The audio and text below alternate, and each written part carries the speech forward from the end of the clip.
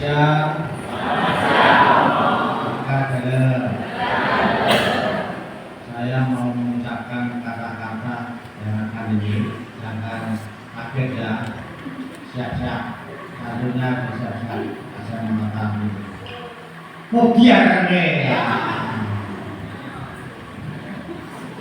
Kurang ajar ya. Nikah.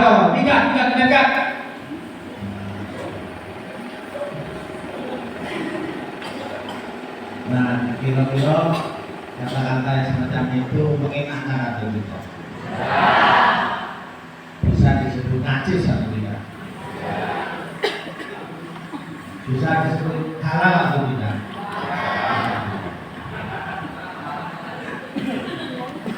Kafir kan? Nah, sudah. Kenapa?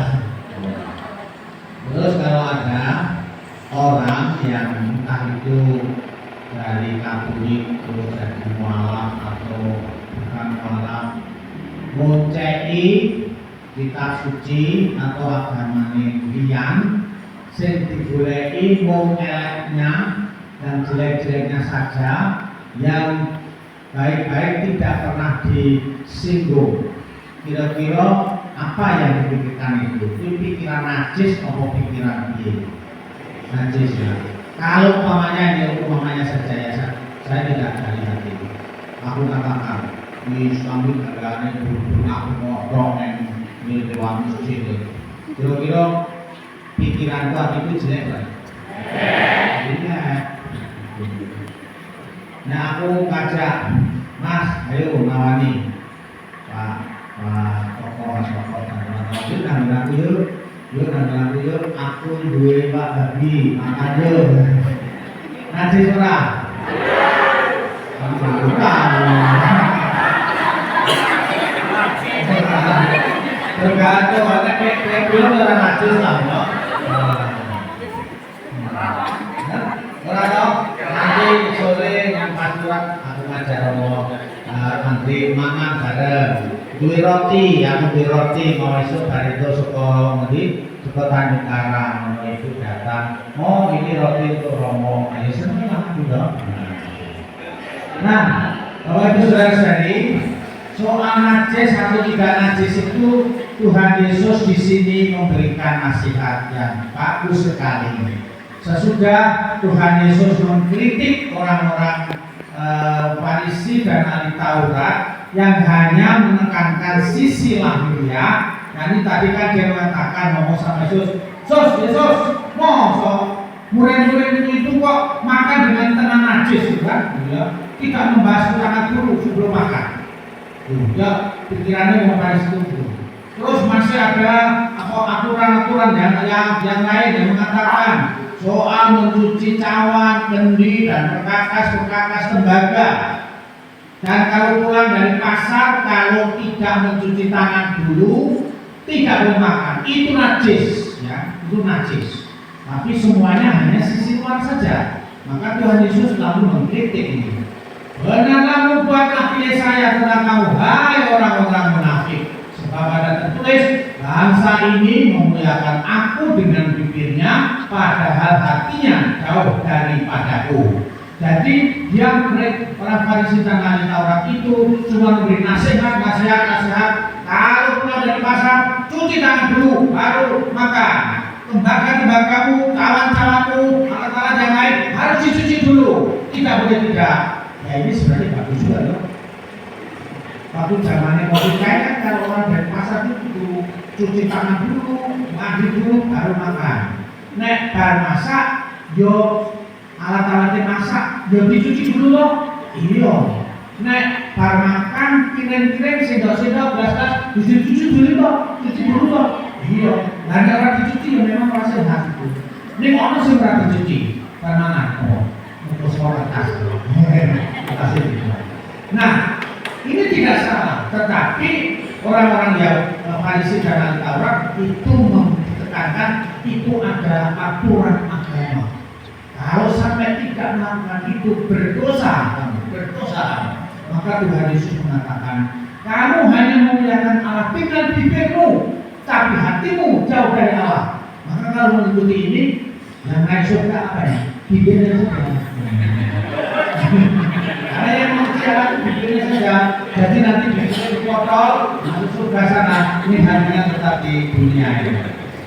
Nah, itulah karena itu Tuhan Yesus memberikan nasihat, dengarkan baik-baik. Di sini dikatakan, lalu Yesus memanggil lagi orang banyak dan berkata kepada mereka, kamu semua dengarkanlah, ya, dengarkanlah. Kalau dengar itu berapa? Telinga. Camkanlah. Kalau dicamkan apa? Pikiran dan hati. Jadi supaya ini didengarkan dan dicamkan dengan baik-baik, direnungkan dengan baik-baik, bahwa apapun dari luar yang masuk ke dalam seseorang tidak menajiskannya. Dari luar masuk tidak menajiskannya. Dari sini sebenarnya ada indikasi, ada tanda-tanda wong Katolik itu boleh makan apa saja dari luar masuk, ya boleh itu. Makan nanti sebenarnya hewan kaki paling kayak apa ini, tapi boleh makan asalkan itu halal.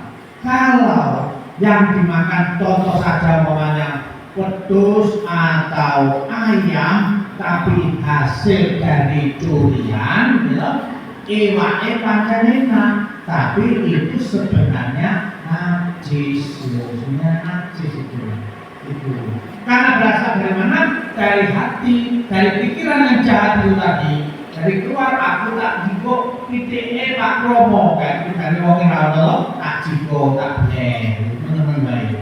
Maka di sini dikatakan sebab dari hati orang timbul segala pikiran jahat, pencabulan, pencurian, pembunuhan, perzinahan, perserakahan, kemudian kejahatan, kelicikan, hawa nafsu, iri hati, hujat, kesombongan, kebebalan. Itulah yang membuat orang najis, ya, dan haram itu. Bukan soal yang dari luar masuk ke dalam, bukan, tapi ini yang membuat najis. Itulah bagus. Nah, apakah di orang-orang Katolik ini ada? Saya yakin ada. Ada apa? Ada. Jadi ngomel-ngomeli kayak itu. Ono ngomane bapak kerja magang, bapak kerja magang. Itu lagi di rumah. Pas ketika pulang dari ladang, ngono ibunya itu pas lagi ngomong ngerti nek bapake atau suaminya itu lagi sudah pulang, buka pintu, biasanya yang dicoba lagi ono minuman, nah itu teh, atau ceret ini ono isine, kayak bilanglah istrinya ini lupa, orang niatnya, bareng-bareng enggak, banyu ngombe, mencari ngelui, apa, suaranya langsung dibuat, tentu gue, apa, langsung dibuat gue, mulai makanan, apa jenengannya lawe tempe, tahu batok, sate rauno, mulai mangan tempe mesti bisa darah tinggi. Nah, kalau najis orang, najis. Nah, ya kadang-kadang memang boleh. Bagi kita murid-murid Yesus itu jangan keluar najis dari apa yang keluar dari diri kita. Kenapa? Dari diri kita, hati kita, rohani kita itu sesungguhnya sudah disucikan oleh Allah sendiri. Kata Santo Yakobus mengatakan begini, saudara-saudaraku yang terkasih, setiap pemberian yang baik dan yang setiap anugerah yang sempurna datangnya dari atas, diturunkan dari Bapa segala terang. Jadi semua yang baik melalui pembaptisan dimasukkan ke dalam diri kita. Segala anugerah yang sempurna dari atas dimasukkan ke dalam diri kita. Maka hidup manusia ini memang sesungguhnya yang ada adalah kebaikan-kebaikan. Yang ada adalah anugerah-anugerah dari Allah. Waktu di sini. Nah, apa yang baik? Yang baik itu sesungguhnya perintah Allah. Mana perintah Allah itu? Dari bacaan pertama kita ulangan sebenarnya di sana membeberkan tentang perintah Allah. Perintah Allah yang dihayati oleh bangsa Israel yaitu pertama-tama adalah 10 perintah Allah. 10 perintah Allah itu dari kitab Kemahangan 17 nanti bisa dibaca. Nah, ketika Yosua ketika di seberang Sungai Yordan, Musa berkata supaya bangsa ini taat setia kepada perintah Allah. Karena perintah itu adalah perintah kebaikan, perintah yang membuat manusia terhadap manusia saling menghargai satu terhadap yang lain. Maka ketika bangsa itu melaksanakan atau setia kepada perintah Allah, di sana dikatakan adalah umat yang bijaksana dan berakal budi. Umat yang bijaksana dan berakal budi. Bangsa manakah yang mempunyai Allah sebaik Tuhan itu? Bangsa manakah yang mempunyai Allah begitu dekat dengan umatnya? Maka ketika Allah dekat dengan umat dekat dengan Allah, maka umat wajib mendengarkan perintah Allah. Dan Sang Yakobus mengatakan, jadilah pelaksana firman. Kenapa? Karena kita memang sudah disucikan. Firman Allah itulah yang membuat manusia ini, kita ini berjalan pada jalan yang lurus, berjalan pada jalan Yesus. Karena itu selama bulan kitab suci ini kita bersama-sama untuk mendalami firman Allah dalam kitab Habakuk dan kitab Nahum. Di sana kita akan melihat bagaimana Allah yang sumber keadilan itu diungkapkan oleh kedua nabi itu, Nabi Habakuk dan Nabi Nahum. Mengapa? Supaya kita itu bisa meneladan bagaimana Allah yang adil itu, dan kita bisa meniru keadilan Allah itu.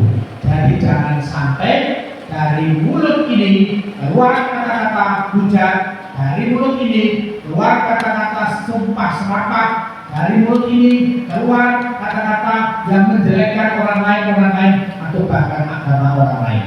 Jadi di jalan tadi nyetel orang yang selalu mudik agama lain padahal dia tidak tahu tentang agama itu. Baru mau membahas tentang agama kalau memang sudah mempelajari. Betul? Betul. Kalau belum mempelajari nggak usah bahas itu. Tapi kalau mempelajari, ya dipelajari yang bagus lah, bukan yang jelek-jelek. Karena bagaimanapun juga kitab suci itu membimbing orang untuk beriman kepada Tuhan dan berbuat baik pada sesama manusia. Karena itu Bapak Ibu dan saudara-saudari yang dikasihi dalam Tuhan, dengarkan firman Tuhan, firman Yesus.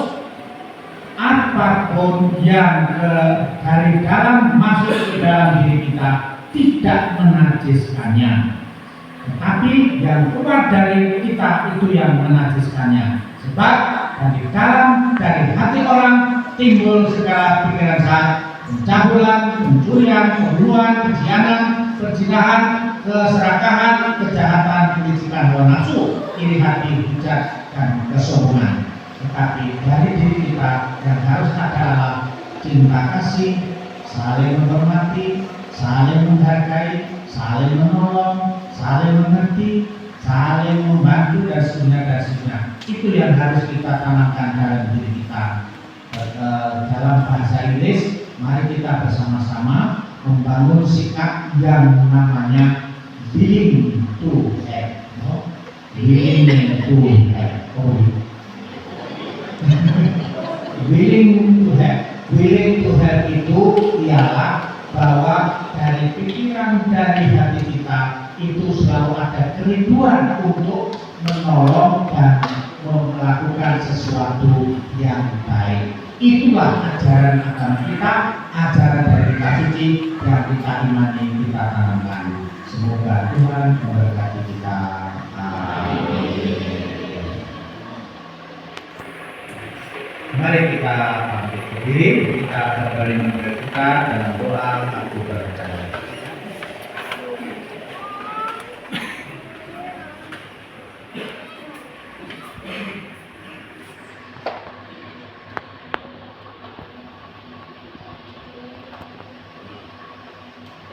Aku percaya akan Allah.